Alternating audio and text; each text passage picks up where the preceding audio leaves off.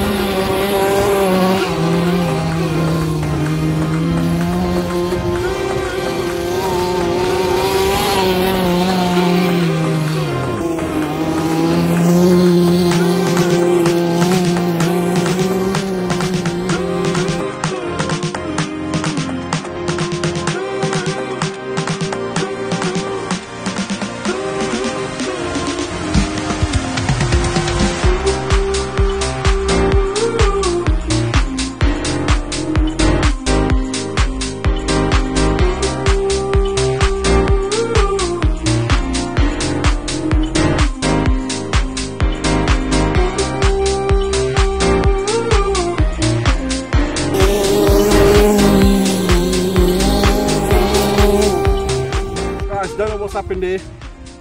I'm not sure if we fried the engine already. It has got a bit warm. It may be a case that because we didn't give it enough air, it may have fried it. It is hot because when we're pressing the bulb here, you can see the fuel bubbling still. So this engine has got extremely hot. However, what we've noticed on the pull start, it's not even catching. So it's either got hot and it's ruined the pull start clutch.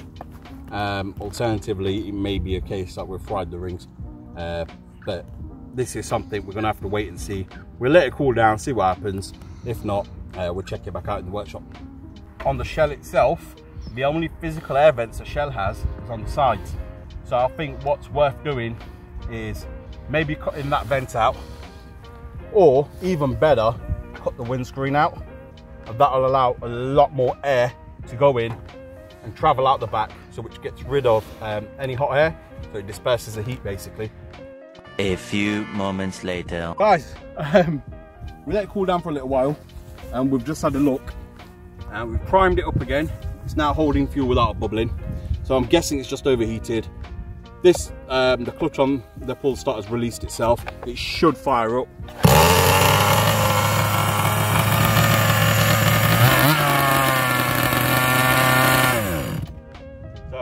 it does run, what we're going to do is give it a few minutes and let it actually cool down properly.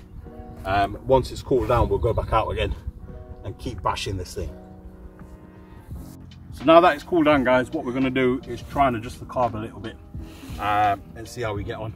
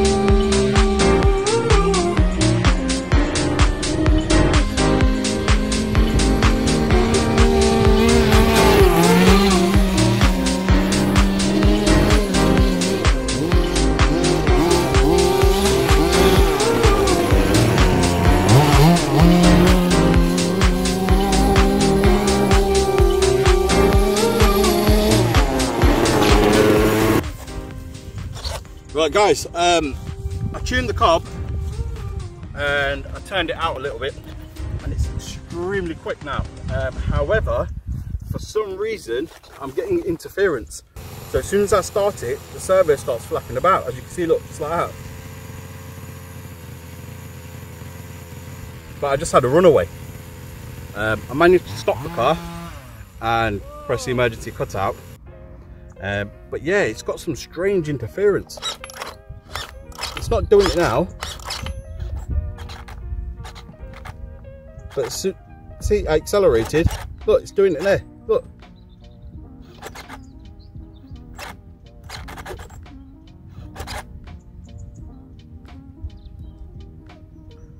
Got brand new batteries in the controller. The car's fully charged.